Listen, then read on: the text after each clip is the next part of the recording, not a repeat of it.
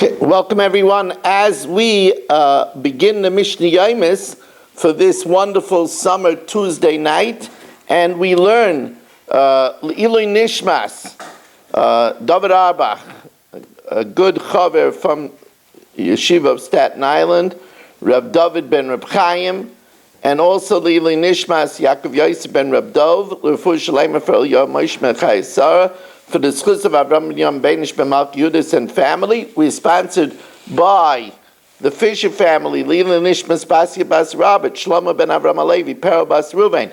We are also sponsored by Yoel Klugman and family for their Parnasa Gezunta Nachas, L'Refuah Shalema for Avigdor Aryeh ben Rivka, and for Meir ben Chayesar, and for my mother, Esther Fadel Bas Chana, that they should have a Refuah Shalema B'Seich Shar Chayla Yisrael.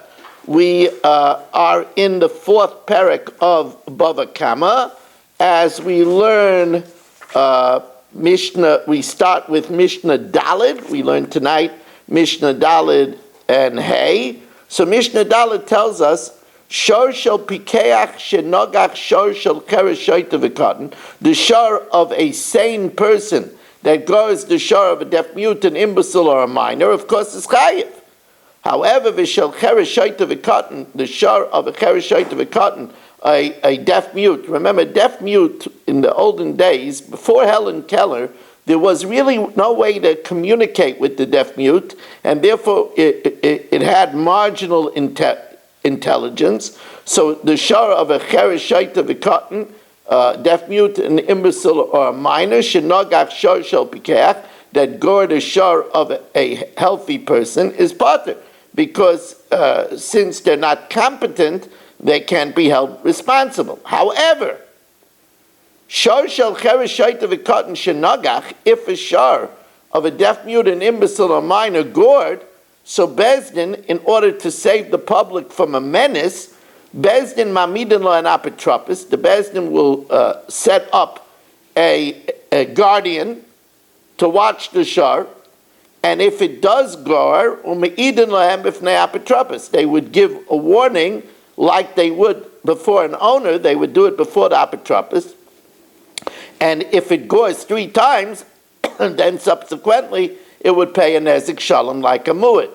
However, if the original owner gets healthy, nispakach hakeresh, if the deaf mute now can start hearing, nishtapa hashaita, the imbecile becomes saying, the child grows up, so then chazal tamusai. Then now, since it's not in the responsibility of the guardian anymore, but in their responsibility, we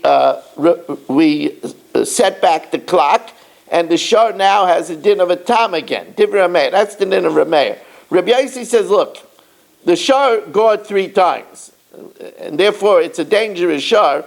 And even though now it's in charge of the healthy owner, it still remains a muad. Rabbi Yossi, it remains a muad.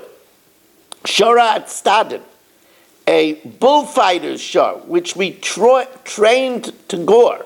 Now, when an animal gores, it gets misa. Now you'll say, Rabbi Weiss, I don't understand. If an animal that gores is put to death, then how do we ever have a muad? It should be put to death right away the first time. The answer is it's talking about where it ran away, la'agam, it ran away to the marsh, and we couldn't find it to put it to death. So then, in that case, if it goes after 3 times, it pays an ezek shalom. However, a shoro itztadin, a bullfighter's ox, einoi chayav misa, is not put to death, because it says, shnema ki yigach, if it gored on its own, v'loishi yagichu, not that you trained it to gore. Now, Mishnah Hay tells us, shor shenogach es ha'odam v'meis, if a shor gored a human and the human died, if it was a muad, if it was after 3 times, mishalim kaifer, the owner has to pay the value of the victim that was gored as he would be sold at the slave market. The tum, but if it gored the first, second, or third time, potter min ha-kaifer, it's exempt from kaifer. Zev v'zeh chayav misa. Either case, even the first 3 times, the animal is put to death.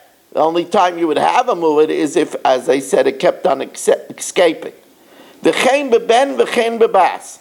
The din that we put to death the shar is not only if it gores an adult that's chayiv in mitzvahs, but it's even if it gores a boy under bar mitzvah or a girl under bas mitzvah. You might say that since they're not chayiv in mitzvahs, maybe we don't put the shar to death. Kamash malan, what we do.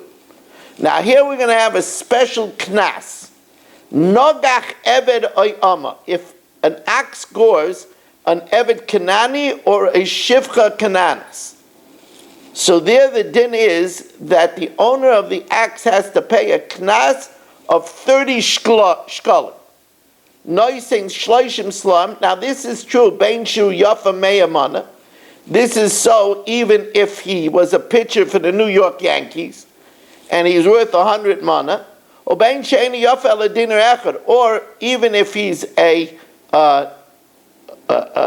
no good doer and he has no value, he's only worth a dinner, you pay 30 shkalim, because that's the special Xeris HaKosev, that if somebody's axe kills an Eved or a Shivcha Kananis, an Eved Kanani or a Shivcha Kananis, you pay 30 shkalim. You don't pay the value, you pay 30 shkalim.